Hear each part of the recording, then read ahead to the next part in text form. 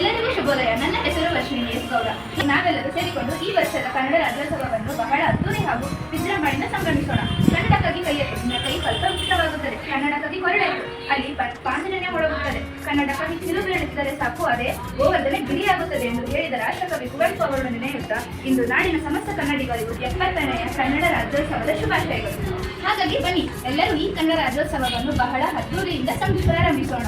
ಈಗ ಮೊದಲನೆಯದಾಗಿ ನಮ್ಮ ಈ ಕಾರ್ಯಕ್ರಮಕ್ಕೆ ಭಾಷಣ ನೀಡಲು ಬರುತ್ತಿರುವವರು ಅನುಷ್ಕಾ. ಎಲ್ಲರಿಗೂ ನಮಸ್ಕಾರಗಳು. ನನ್ನ ಹೆಸರು ಅನುಷ್ಕಾ ಜೆ. ಮೊದಲು ಎಲ್ಲರಿಗೂ ಕರ್ನಾಟಕ ರಾಜ್ಯೋತ್ಸವದ ಶುಭಾಶಯಗಳು. ಇಂದು ನಾವು ಬಹಳ ಹೆಮ್ಮೆಯಿಂದ ಆಚರಿಸುತ್ತಿರುವುದು ನಮ್ಮ ನಾಡಿನ ರಾಜ್ಯೋತ್ಸವ, ಕನ್ನಡ ರಾಜ್ಯೋತ್ಸವ.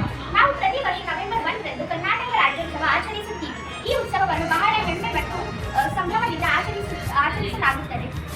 ಈ ದಿನ ಕೆಂಪು ಮತ್ತು ಹಳದಿ ಬಣ್ಣದ ಬಾವುಟವನ್ನು ಹಾರಿಸಿ ನಾಡಗೀತೆಯನ್ನು ಹಾಡಿ ಆಚರಿಸಲಾಗುತ್ತದೆ.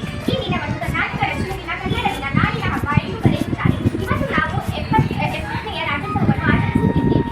ಈ ದಿನದ ಹಿಂದಿನ ಇತಿಹಾಸ ಬಹಳ ಮುಖ್ಯವಾಗಿದೆ. 1956ರಲ್ಲಿ ದಕ್ಷಿಣ ಭಾರತದ ಎಲ್ಲ ಕನ್ನಡ ಮಾತನಾಡುವ ಪ್ರದೇಶಗಳನ್ನು ಸೇರಿಸಿ ಹೊಸ ರಾಜ್ಯದ ಸ್ಥಾಪನೆ ಆಯಿತು. ಆ ಹೊಸ ರಾಜ್ಯದ ಹೆಸರು ಮೈಸೂರು. ನಂತರ 1973ರಲ್ಲಿ ಕರ್ನಾಟಕ ಎಂದು ನಾಮಕರಣವಾಯಿತು. ಆಲೂರು ವೆಂಕಟರಾಯರವರು ಕರ್ನಾಟಕ ಏಕೀಕರಣ ಚಳುವಳಿಗೆ ಕನಸು ಕಂಡ ಮೊದಲ ವ್ಯಕ್ತಿ. ಅವರು ಬರೆದ ಕರ್ನಾಟಕ ಏಕೀಕರಣ ಗ್ರಂಥದಿಂದ ಹಲವಾರು ಜನರಿಗೆ ಕನ್ನಡದ ಬಗ್ಗೆ ಒಂದು ಭಾವನೆ ಹುಟ್ಟಿದೆ ಮತ್ತು ಅವರನ್ನು ಪ್ರೀತಿಯಿಂದ ಕರ್ನಾಟಕ ಏಕೀಕರಣದ ಪಿತಾಮಹ ಎಂದು ಕರೆಯುತ್ತೀವಿ. ಅವರು ಕರ್ನಾಟಕ ಏಕೀಕರಣದ ಚಳುವಳಿಗೆ ಬಹಳ ಶಕ್ತಿಯನ್ನು ನೀಡಿದ್ದಾರೆ. ನಾವು ಇಂತಹ ಪುಣ್ಯಭೂಮಿಯಲ್ಲಿ ಹುಟ್ಟುವುದಕ್ಕೆ ಹೆಮ್ಮೆ ಪಡಬೇಕು.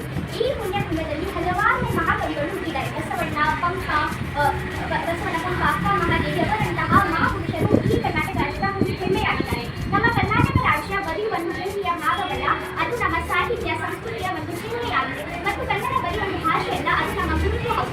ನಾವು ನಮ್ಮ ಕನ್ನಡ ಭಾಷೆಯನ್ನು ಮುಂದಿನ ಪೀಳಿಗೆಗೆ ತಲುಪಿಸೋಣ ಮತ್ತು ಅದನ್ನು ಉಳಿಸೋಣ ಎಂದು ಜೈ ಭಾರತ, ಜೈ ಕರ್ನಾಟಕ ಮಾತೆ. ಧನ್ಯವಾದಗಳು.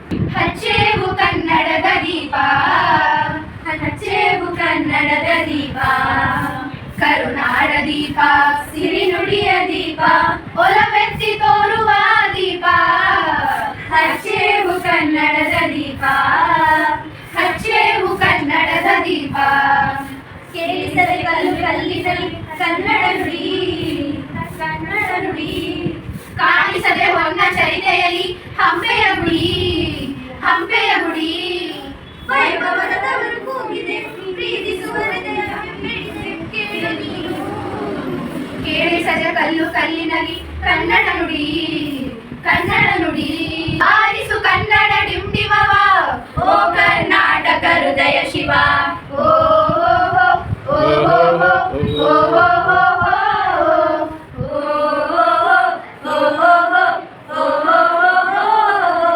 ಹುಟ್ಟಿದರೆ ಕನ್ನಡ ನಾಡಲ್ಲಿ ಹುಟ್ಟಬೇಕು, ಮೆಟ್ಟಿದರೆ ಕನ್ನಡ ಬಣ್ಣ ಮೆಟ್ಟಬೇಕು. ಬದುಕಿದು ಚಟಕ ಬಂಡಿ, ಇದು ವಿಧಿಯೋಡಿಸುವ ಬಂಡಿ. ಬದುಕಿದು ಚಟಕ ಬಂಡಿ, ಇದು ವಿಧಿಯೋಡಿಸುವ ಬಂಡಿ.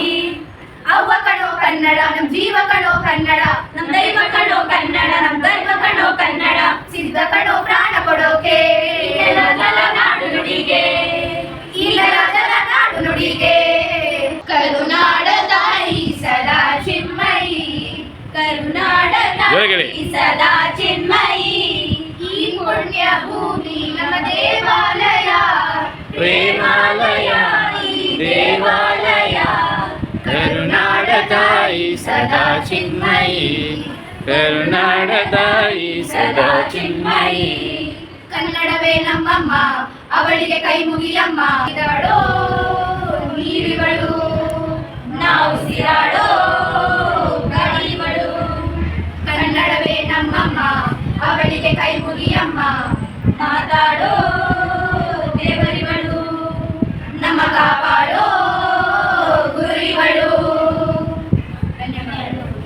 ಈಗ ಹನಿಕಾರವರಿಂದ ಕಿತ್ತೂರು ರಾಣಿ ಚೆನ್ನಮ್ಮ ಕುರಿತು ಏಕಪಾತ್ರ ಅಭಿನಯ. ಶುಭ ಮಧ್ಯಾಹ್ನ. ನನ್ನ ಹೆಸರು ಹನಿಕಾ. ನಾನಿವತ್ತು ಕಿತ್ತೂರು ರಾಣಿ ಚೆನ್ನಮ್ಮನವರ ಏಕಾಭಿನಯ ಪಾತ್ರವನ್ನು ಪ್ರದರ್ಶಿಸುತ್ತಿದ್ದೇನೆ. ರಾಣಿ ಚೆನ್ನಮ್ಮವರೇ, ನಮಗೆ ನೀವು ಕಪ್ಪ ಕೊಡಬೇಕು. ಏನು, ನಿಮಗೆ ಕಪ್ಪ ಕೊಡಬೇಕೇ? ನಿಮಗೆ ಕಪ್ಪ ಕೊಡಬೇಕು? ಕಪ್ಪು ತಿನ್ನಲು ಬಿಟ್ಟ ಕಪ್ಪಿಗೆ ಕೂಲಿ ಬೇರೆ ಕೊಡಬೇಕು ನಿಮಗೆ. ಮೋಡ ಮಳೆ ಸುರಿಸುತ್ತದೆ, ಭೂಮಿ ಬೆಳೆ ಬೆಳೆಯುತ್ತದೆ, ನಿಮಗೇಕೆ ಕೊಡಬೇಕು ಕಪ್ಪ? ನೀವೇನು ನಮ್ಮ ಅಣ್ಣ ತಮ್ಮಂದಿರೇ, ಇಷ್ಟರೇ, ನೆಂಟರೇ ಅಥವಾ ದಯಾದಿಗಳೇ? ಕೆಂಪುಮುಖದ ಕೋಟಿಗಳೇ, ಈ ಭಾರತ ದೇಶವನ್ನು ಬಿಟ್ಟು ತೊಲಗಿ. ಜೈ ಹಿಂದ್, ಜೈ ಕರ್ನಾಟಕ ಮಾತೆ. ಈಗ ನಮ್ಮ ತರಗತಿಯಿಂದ ಅಜಯ್, ದೊರೆರಾಜ್ ಹಾಗೂ ರಿಯಾ ಅವರಿಂದ ಒಂದು ಕಿರುನಾಟಕ ಪ್ರದರ್ಶನ. ಗಾನಿಸೆ, ನೀವು ಕಂಪನಿಯ ಕಟ್ಟಳೆಯನ್ನು ಧಿಕ್ಕರಿಸುತ್ತಿದ್ದೀರಿ, ಅದು ತಪ್ಪು. ಎಚ್ಚರ. ಮುಚ್ಚು ಬಾಯ್. ತಾಯಿ ಆಸ್ಥಾನಕ್ಕೆ ಬಂದು ತಾಯಿಗೆ ಎಚ್ಚರ ನೀಡುವಷ್ಟು ಸೊಕ್ಕೇನು ನಿನಗೆ? ಇಲ್ಲಿ ಕಟ್ಟಡ ಮಾಡುವ ಅಧಿಕಾರ ನಮಗೆ, ನಿಮಗಲ್ಲ. ರಾಯಣ್ಣ, ಬಾಗಿಲು ಕಾಯುವ ಸಿಪಾಯಿ ಹತ್ತಿರ ಮಾತನಾಡಲು ನಾನು ಇಲ್ಲಿ ಬಂದಿಲ್ಲ. ಸಾಕು ಮಾಡು. ನೀವು ಹೇಳುವಂತೆ ರಾಯಣ್ಣ ಬಾಗಿಲು ಕಾಯೋ ಸಿಪಾಯಿಯಲ್ಲ, ಅವನು ನನ್ನ ದತ್ತುಪುತ್ರ. ಮುಂದಿನ ಪ್ರದರ್ಶನ ರಿತಿಕಾ ಮತ್ತು ಪೂರ್ವಿಕಾ ರವರ ನೃತ್ಯ ಪ್ರದರ್ಶನ.